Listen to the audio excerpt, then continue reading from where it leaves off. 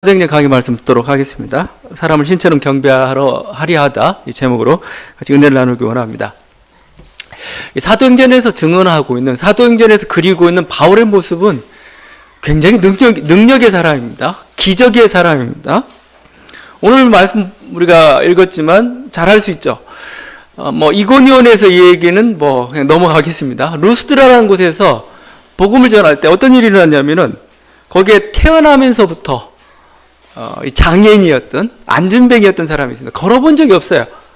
근데 그 사람이 지금 있는 겁니다. 근데 그 사람을 향해서 바울이 큰 소리로 외칩니다.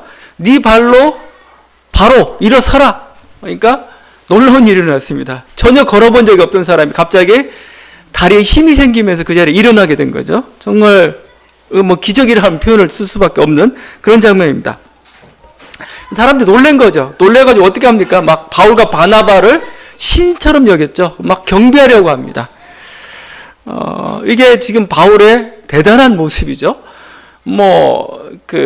구브로에서는 능력자의 모습을 보여줬습니다. 귀신을 제압하는 능력자의 모습을 보여줬다면 여기서는 정말 놀라운 기적, 안진뱅이를 이렇게 놀라운 기적들을 지금 행하고 있는 것이죠.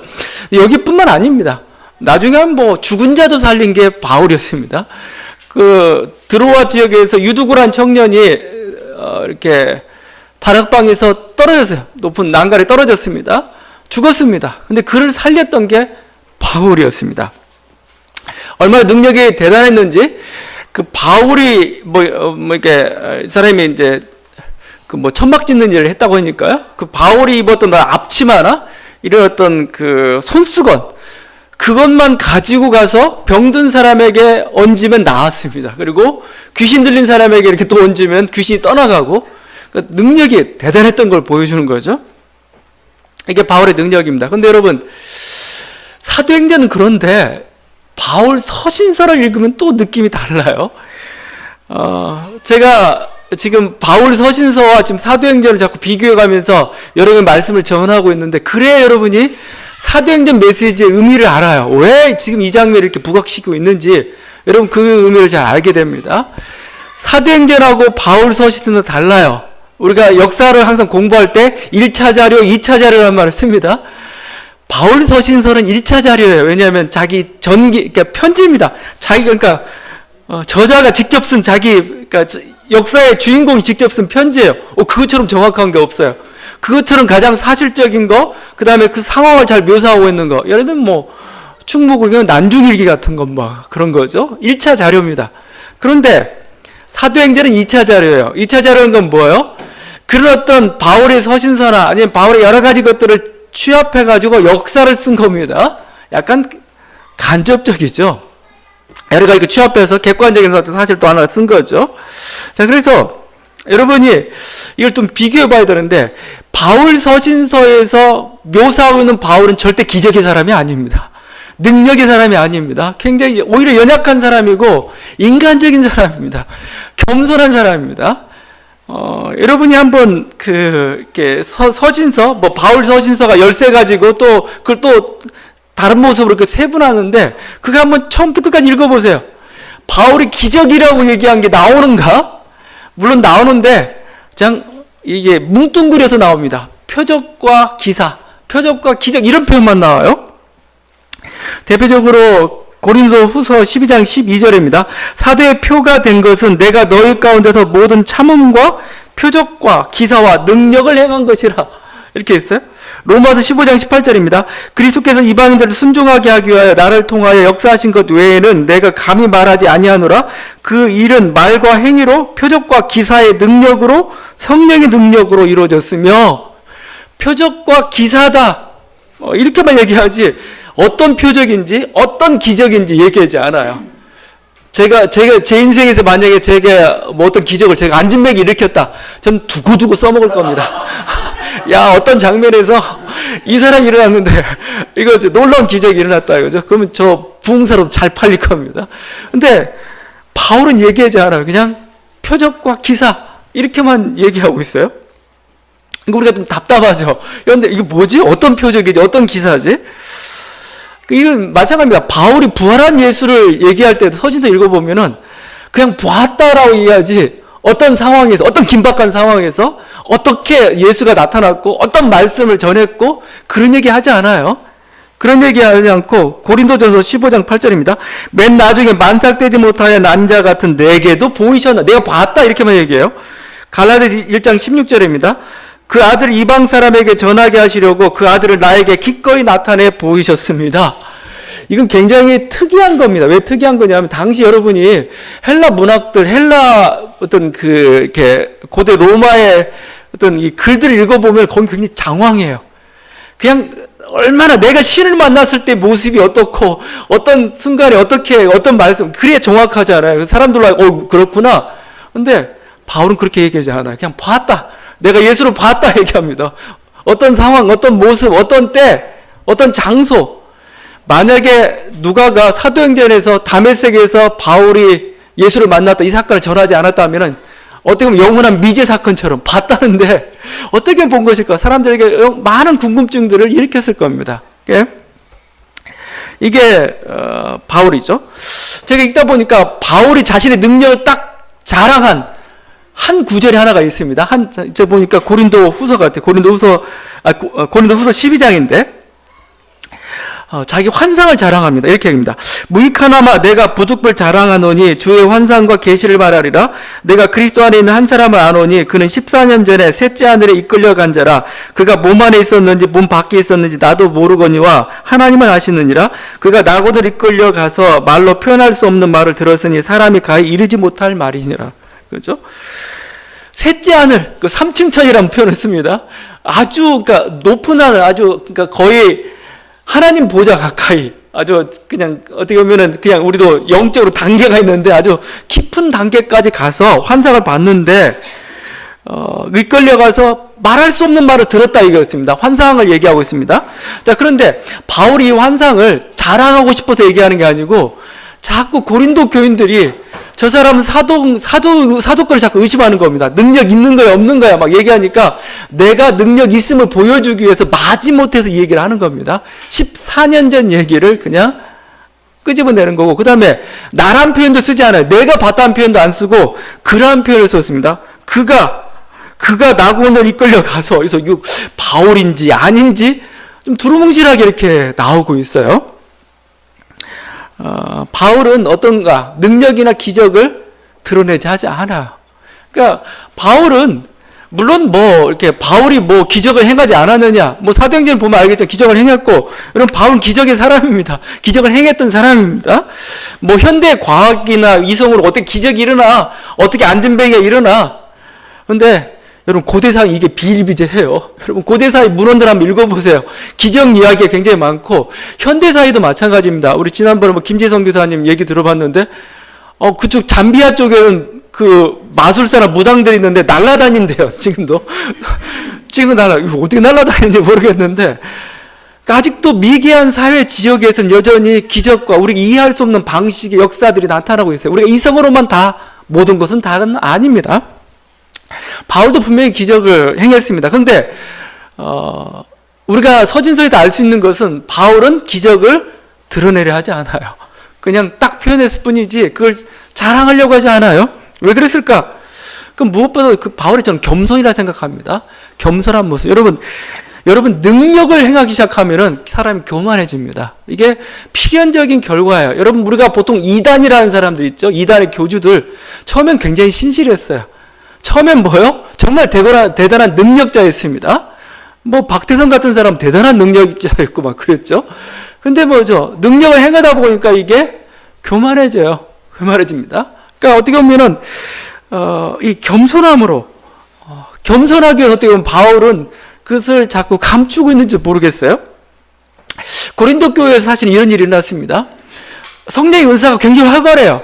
성령 은사가 활발해가지고 어떤 사람은 능력을 행하기도 하고 어떤 사람은 방언을 하기도 하고 어떤 사람은 예언을 하기도 하고 뭔가 영분별 여러 가지 은사들이 이렇게 이루어졌습니다. 근데 고린도 교회에서 가장 인기 있는 은사는 뭐였냐면 방언이었습니다. 방언. 여러분들 제가 이렇게 연구해보고 하니까 요즘 한국 교회에서 하고는 방언, 이상한 우리가 알 수 없는 언어 그건 아니었던 것 같아요. 그것보다 약간 수준이 더 좀 깊은 겁니다. 그래서 어떤 거냐면 이런 겁니다. 제가 보니까 어떤 황홀경이나 무화경 속에서 우리가 이상한 소리들 하잖아요. 약간 자기 알아들을 수 없는 말 다 하잖아요. 그 단계입니다. 그러니까 어떤 황홀경과 무화경과 같이 동반된 어떤 그런 현상이었는데 그게 가장 멋있었어요. 가장 인기가 있었습니다. 그래가지고 그 은사를 최고로 치고 모두 다 그 은사만 받으려고 나머지 은사는 별로 하찮게 취급하고 저열하게 취급하고 그랬습니다. 그러니까 바울이 그걸 교정하기 위해서 고린도서 12장부터 14장까지 은사에 대해서 씁니다. 그중 핵심이 13장이죠. 사랑장이죠. 사랑장. 뭐 하는 은사가 있는데 다 은사 필요 없다. 가장 중요한 건 뭐죠? 사랑의 은사다. 사랑의 은사. 니네가 아무리 정말 하늘을 가르고 어떤 능력이 있을지라도 사랑이 없으면 아무 소용이 없다라고 얘기하고 있죠. 사랑이 최고다 얘기하고 있는 거죠. 이게 바울이 기적을 여러분 바라보고 있는 그 태도입니다. 아무리 놀라운 능력이 행할지라도 사랑이 없다면 아무 소용이 없는 그것이죠.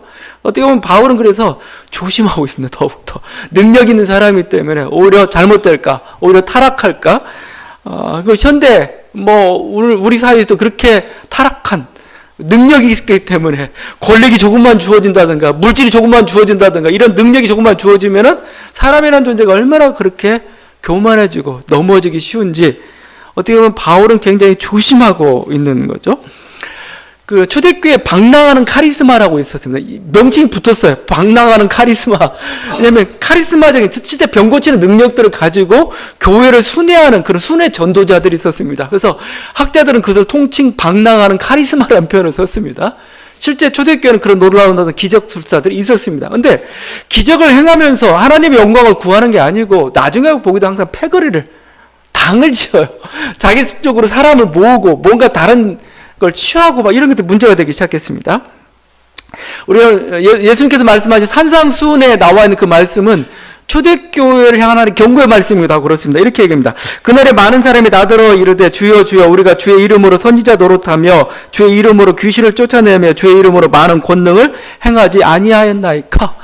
놀라운 귀신을 내쫓고 막 병을 고치고 놀라운 권능을 행했는데 이 사람들이 뭐예요? 천국에 못 들어가요. 주님이 못 들어간다. 어떤 사람들이 들어가느냐? 하나님 말씀에 순종하는 사람들. 하나님께서 기적을 왜 주시느냐? 기적은 어떻게 보면 그걸 통해서 말씀에 순종하는 하나의 도구입니다. 도구. 하나님의 살아계심을 보임으로써 사람들을 두렵게 만들고 말씀에 순종할 수 있도록 목표는 말씀 순종이에요. 기적은 수단일 뿐입니다. 근데 사람들이 뭐예요? 기적에 매몰돼 버리고 말합니다. 기적에 사로잡혀가지고 오히려 교만해지는 거죠. 어떻게 보면 바울은 그 스스로 자기를 제어하고 있는 것 같아요. 그래서 그렇게 자기를 떠벌리지 않고 자랑하지 않습니다. 조용히 주의 이름을 전하는 복음 전도로 살았던 거죠. 또 하나의 결정적인 이유로 들을 수 있는 것은 바울은 뭐예요? 기적보다 그리스도에 주목하기를 원하는 겁니다. 그리스도 십자가를 바라보기를 원하는 거예요. 고린도전서 1장 22절입니다. 유대인은 표적을 구하고 헬라인은 지혜를 찾으나 우리는 십자가에 못 박힌 그리스도를 전하니 유대인의 꺼리끼는 것이요 이방인에는 미련한 것이로되 이건 우리들에게 능력이다. 복음은 능력이다 이거죠. 유대인들은 표적을 구해요. 능력을 구하죠. 힘을 숭상하는 그 집단입니다. 뭔가 보여주면 그 인간이 이렇게 떠받침을 당하는 거고 인간이 그걸 판단하고 굉장히 인간이 교만이 담겨있는 사실은 기적이라는 그 도구입니다. 헬라인들은 지혜를 구하죠. 멋있는 말, 뭔가 이치에 맞는 말을 하게 되면은 그렇죠. 이것도 어떻게 보면 인간의 논리 속에서 나오는 하나의 인간의 어떤 게임과 같은 그런 겁니다. 근데 십자가는 뭐예요?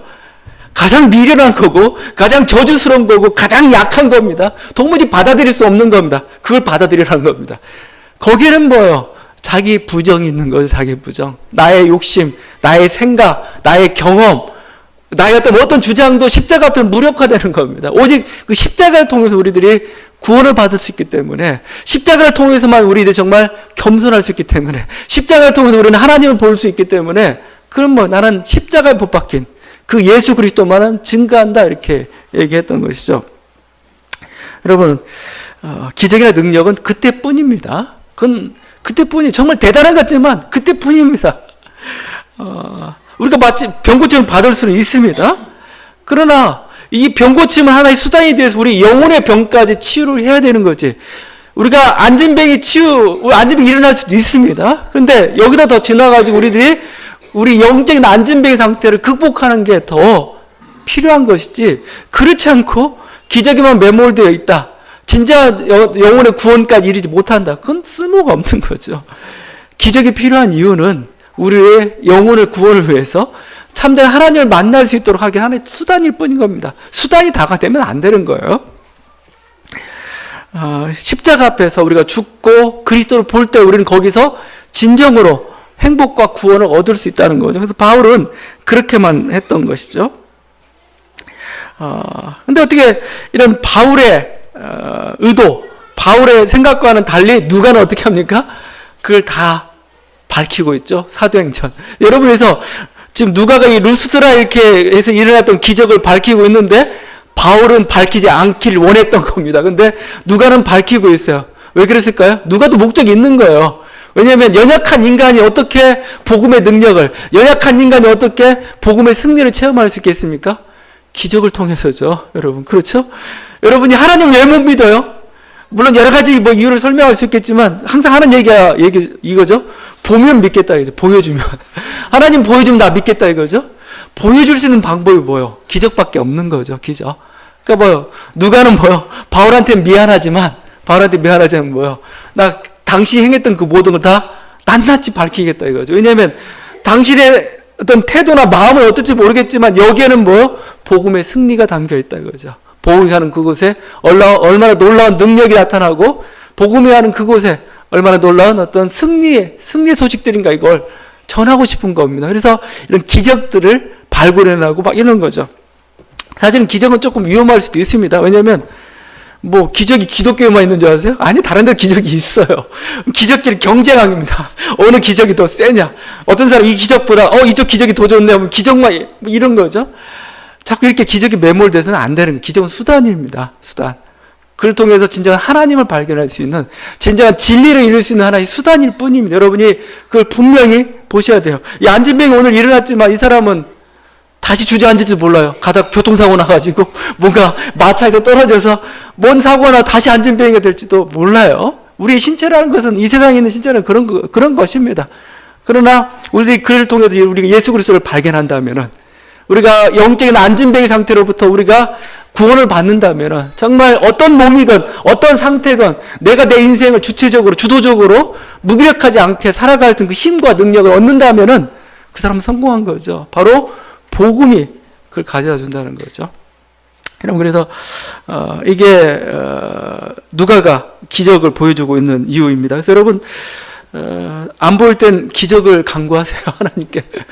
제가 하나님 믿고 싶은데 도무지 못 믿겠다고 이거죠. 안 믿겨진다 이거죠. 인간은 연약해서 어쩔 수가 없습니다. 그럼 보여주십시오. 보여주십시오. 당신이 하나님이심을 보여주십시오. 그게 내 기도 응답이 됐든 기적이 됐든 뭔가 내 삶의 어떤 모습이 되었든 그걸 통해 당신이 살아계심을 저에게 보여주십시오. 하나님은 그것도 용납하십니다. 어떻게 보면 사도행전은 그래서 지금 어떻게 보면 신나게 바울을 높이고 있어요. 베드로를 높이고 있습니다. 그때 했던 기적들을 낱낱이 구체적으로 밝히면서 복음이 우리들에게 이러한 놀라운 능력들을 가져다 준다 이렇게 말씀하고 있습니다.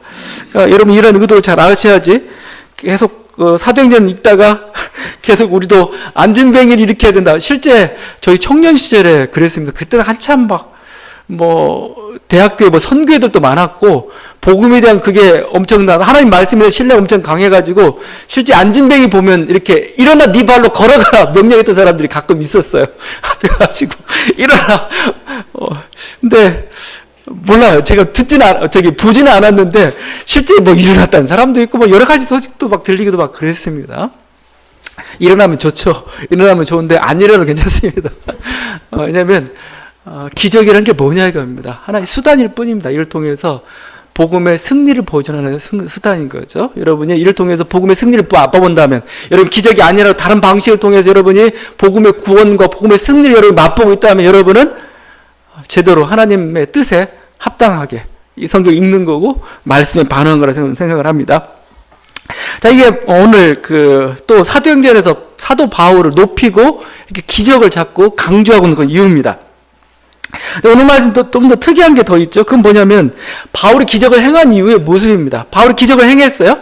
그럼 찬양하고 정말 대단하다 이걸로 끝난 게 아니고 사람들이 바울을 신처럼 경배하죠. 거기 11절이죠. 신들이 사람의 형상으로 우리 가운데 내려오셨다. 저는 저 사람들이 신이다 이겁니다. 저 사람들은 바나바를 제우스라고 부릅니다. 그리고 바울을 헤르메스라고 그럽니다. 제우스는 최고의 신이죠. 아마 바나바가 풍채가 좀 괜찮았던 것 같아요. 제우스라고 하고, 이 헤르메스는 이렇게 전령자입니다. 전령자. 그러니까 제우스의 사신 정도 돼요. 그래서 제우스의 명령이면 어느 곳이든 경계를 넘어가지고 이렇게 전하는 자들입니다. 헤르메스. 그래서 여기서 나온 단어가 그 허메네틱스죠. 해석학이라는 단어입니다. 해석학. 그러니까 어떤 경계에 어떤 난관을 뚫고 가서 신의 전령, 심지어는 저승세계까지 가서 신의 전령, 그 뜻을 전하는 그 신이 바로 헤르메스입니다. 바울이 말을 잘하니까 아마 헤르메스라고 얘기했던 것 같습니다.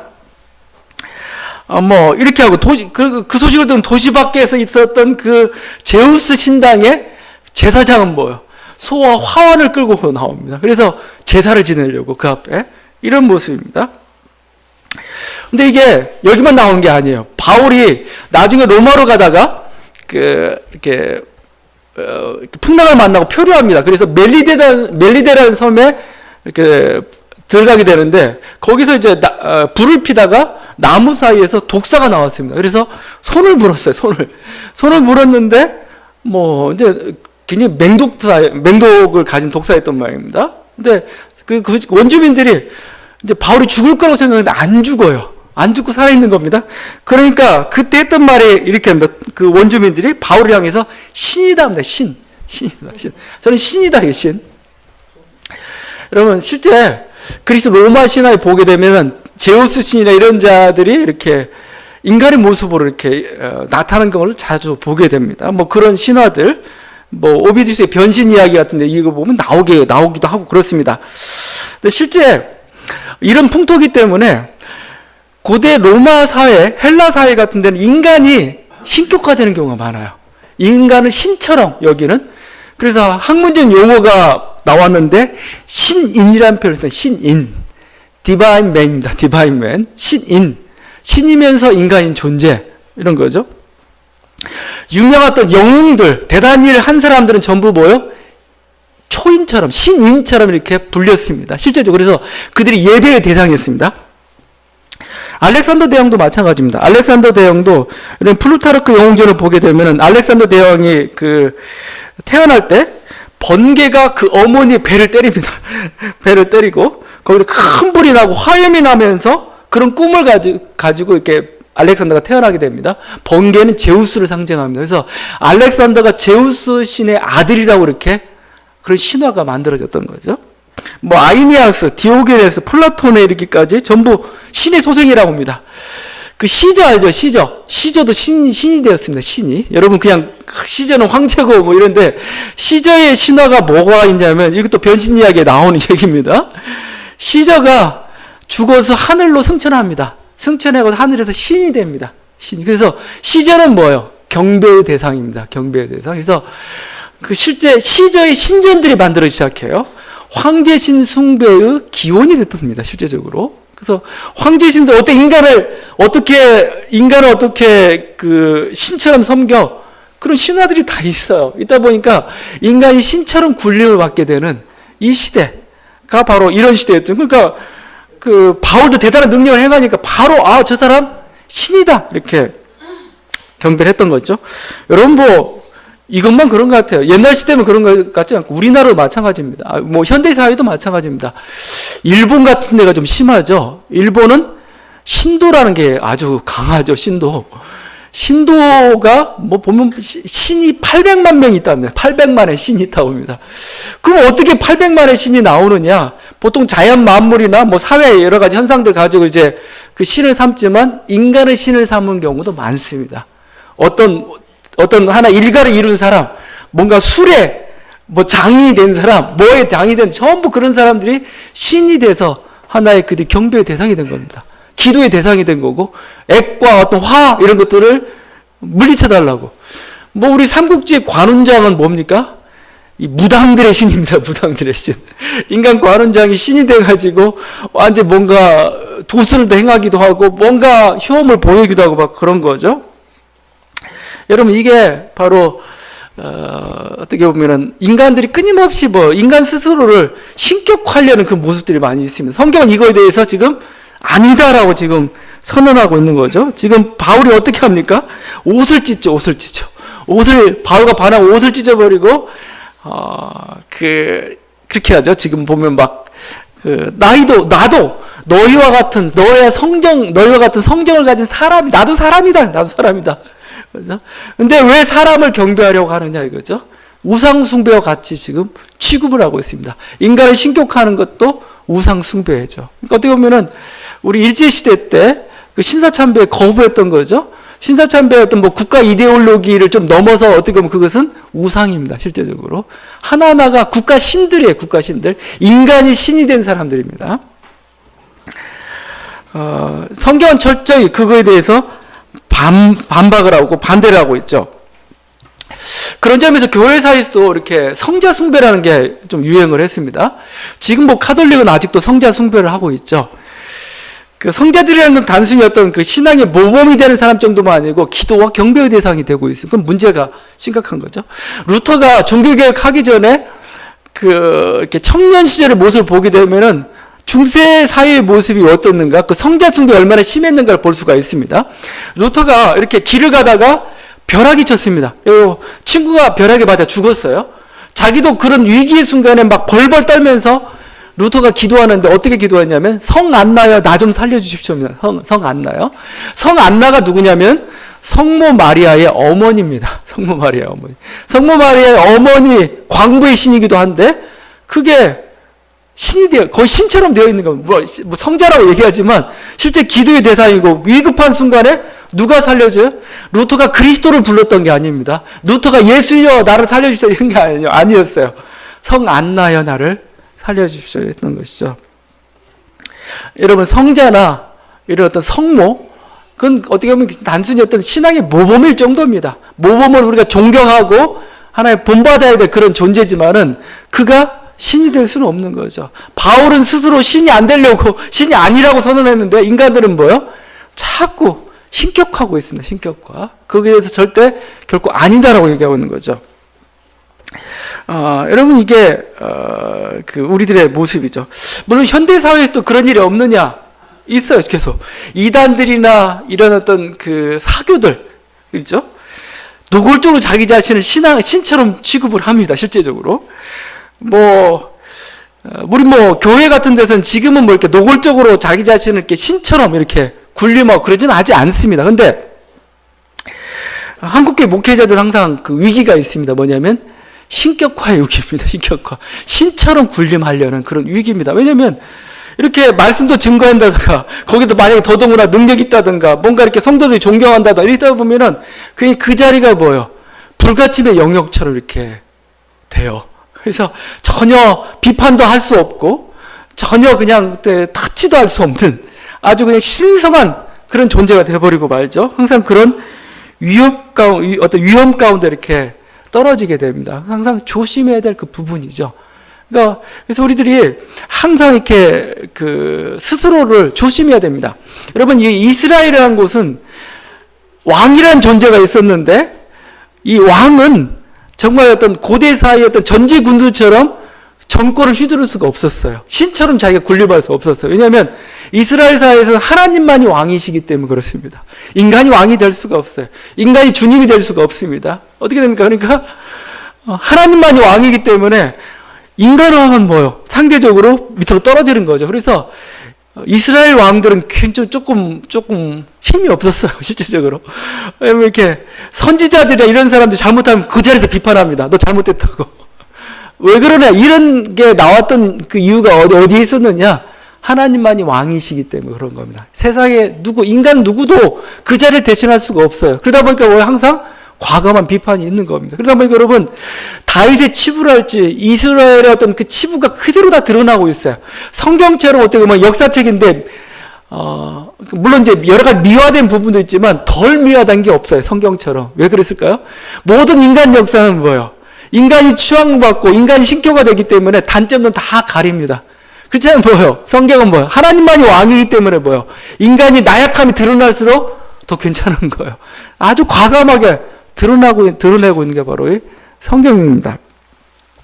여러분, 그래서 우리들이 항상 이런 어떤 그 신격화의 위험, 특별히 목회자들, 한국교회 우리가 조심해야 될 그런 모습입니다. 그럴 뿐만 아니라 우리가 요즘 이제 얘기하고 싶은 것은 이 인간뿐만 아니고 우리들이 대신 어떤 하나님을 대신해서 인간을 좀 지나가지고 어떤 이념이나 민족이 신이 될 때가 참 많아요. 그게 더 무서운 겁니다. 그게 인간이 만드는 이 세상의 것이 마치 자기가 주님인 것처럼 왕인 것처럼 그 자리를 차지하려는 게 있어요. 우리가 항상 조심해야 될 부분입니다. 근데 저는 우리가 물론 3.1절은 지나갔지만 3.1절 기념 예배 같은 데 이렇게 드릴 때 보게 되면은 많은 교회에서 이렇게 태극기를 이렇게 같이 이렇게 여기다 놓습니다. 태극 깃발. 그 다음에 중간에 애국가를 제창하기도 하고 그래요. 이번에 순복음교도 그랬던 것 같아요. 3.1절 예배 때나 8.15 광복절 기념 예배 때 애국가 제창하는 교회 많습니다. 그리고 이렇게 태극기를 이렇게 앞에다 개양하다가 깃대를 놓는 그런 교회도 많고 있습니다. 물론 우리가 저는 어떤 민족 사랑, 나라 사랑이라는 걸 전 이해는 해요. 그래. 민족을 사랑하고 결의를 사랑하고 좋은 거다. 근데 갑자기 그런 생각이 들어요. 민족이 우상이 되는 건 아닌가 이거. 민족이 우상이 되는 거 아니고 우리가 좀 조심해야 될 그런 부분입니다. 민족 자체도 뭐예요? 그냥 사랑의 대상일 뿐이지 우상이 되면 안 됩니다. 신격화되면 안 됩니다. 여러분 민족이 신격화된다. 실제 민족이 신격화되고 있어요. 애국지사들은 민족이 거의 신격화된 사람들입니다. 실제적으로. 그 나라의 우리의 애국심이라는 차원을 떠나서 신앙인들에게 있어서 민족이란 건 뭐냐 이거요? 사랑할 대상일 뿐인 겁니다. 우리가 사랑해야 될 대상이지 그게 조금 제가 국기에 대한 맹세를 저는 이렇게 나중에 신앙을 갖고는 굉장히 싫어했어요. 여러분 옛날에는 지금은 조금 많이 순화했지만 조국과 민족의 무궁한 영광을 몸과 마음을 바쳐 충성을 다할 것을 굳게 다짐합니다. 근데 저는 갑자기 보다가 그다가 저건 뭐냐 무슨 신조냐 그런 생각이 들었어요. 요즘 많이 순화되었습니다. 물론 나라야 민족이야 하나의 민족 사랑이라는 거, 민족 어떤 발전과 안정을 위해서 그렇게 강요할 수는 있겠죠. 근데 신앙인들은 한번 생각해 봐야 돼요. 그렇게 고백하는 게 옳으냐 이거예요. 우린 나라를 사랑하고 나라를 위해 목숨을 바칠 수도 있습니다. 근데 왜 목숨을 바쳐요? 신이기 때문에 그런 건 아니죠. 사랑하기 때문에 그런 거죠. 사랑하기 위해서 우리를 하는 거지만 여러분 우리 자신도 한번 조심해야 될 그런 모습입니다. 근데 우리가 그렇지 않고 이런 모습들, 인간의 모습들, 공산사회 같은 데 그런 게 참 강하죠. 북한에서는 김일성이나 김정은 묘소가 거의 성역화되어 있죠. 베트남에 가니까 하노이에 가게 되니까 거기 호치민 묘가 있습니다. 호치민 묘는 그냥 가는 순간 갑자기 신발을 벗어야 되겠다는 생각이 들었어요. 그만큼 신전이 되어 있어요. 신전. 그 모든 의식들이 경건한 예배 의식이 좀 되어 있죠. 우리나라 보니까 박정희 대통령을 추앙하는 무리들도 있더라고요. 거의 신격화되어 있는 그런 모습들도 보게 됩니다. 그냥 하나의 존경이나 모범의 대상일 수는 있겠지만 존경의 대상일 수는 있겠지만 신은 아닙니다. 어쨌든 보면 가끔 이슬람에서 배워야 될 것 중에 하나가 이런 우상타파의 정신입니다. 어떤 형상이나 절대 싫어합니다. 그래서 여러분 이슬람 사원에 가게 되면 절대 아무 형상도 없어요. 왜냐하면 그게 우상이 될까봐, 그게 신이 될까봐 이들은 스스로 조심하고 있는 그 모습이죠. 물론 너무 심해서 탈이지만 우리들이 조심해야 돼요. 우리들에게서 주님은 누구냐, 신은 누구냐, 그리스도로 끝났어요. 이제 그리스도만이 우리의 유일하신 신이고 경배할 대상이지 인간이 그렇게 될 수가 없습니다. 칼빈 얘기하고 마치도록 하겠습니다. 칼빈은 대표적인 종교 개혁자죠. 근데 제가 여러 번 말씀드린 것 같은데 칼빈은 제네바시에서 거의 제왕처럼 이렇게 군림했던 사람입니다.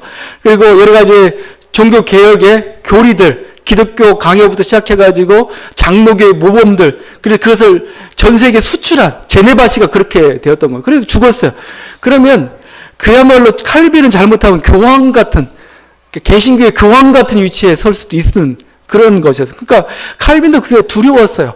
늘 신의 영광을 위해서 구했던 사람인데 갑자기 자기가 영광을 받고 자기가 신처럼 추앙되는 걸 두려워가지고 칼빈이 마지막 유언이 뭐였었냐면 내 묘비명 세우지 말라 했습니다. 내 묘비명 세우지 말고 내 이름도 새기지 말라 했습니다. 그래서 칼빈의 묘는 없어요. 칼빈은 그냥 공동묘지에 같이 묻혔습니다. 그냥 어디 묘가 있는지 몰라요. 이게 칼빈의 모습이었는데 그게 266년 후에 깨져버리고 말았습니다. 칼빈을 추앙했던 어떤 사람이 이 도무지 묘비도 없는 게 너무 견딜 수가 없었습니다. 그래서 묘비를 세웠습니다. 묘비를 세웠는데 그 묘비를 세우는데 그 칼빈의 유언 때문에 그 존 칼빈, 장 깔뱅이라고 얘기하죠. 그 프랑스 불어로는 장 깔뱅이라 쓰지 못하고 그냥 이니셜만 썼어요. JC라고 그냥. JC라고 썼습니다. 근데 이제 그게 1999년에 대대적인 성역화 작업을 하게 되면서부터 이제 존 칼빈이라는 아주 그냥 이름을 새기고 뭐 성역화 자격증은 아니죠. 하여튼 묘병을 세우게 돼. 인간은 끊임없이 자꾸 자기를 신격화하려는 그런 게 있고 그게 위험하다는 겁니다. 본인에게도 위험하고 다른 사람에게도 사람들에게 위험합니다. 인간에게 매이지 말라. 인간 항상 연약하고 유약하고 뭔가 인간이란 그 핑계를 해가 자기의 어떤 그 이념이나 사상들을 사실은 은근히 심어놓고 있는 게 인간의 모습이거든요. 우리는 누가 앞에 가야 되나? 십자가 앞에 가야 되나? 십자가. 가장 힘이 없고 가장 무력하고 가장 나약한 그곳에 우리의 구원이 있다 이겁니다. 그곳에 그냥 겸손히 난 아무것도 할 수 없습니다. 우리가 무릎 꿇고 설 때 바로 거기서 참 생명이 주어진다고 주님께서 말씀하고 계십니다. 여러분 이런 주님의 부름에 먼저 응답하는 저와 여러분 되기를 바랍니다. 기도하시겠습니다.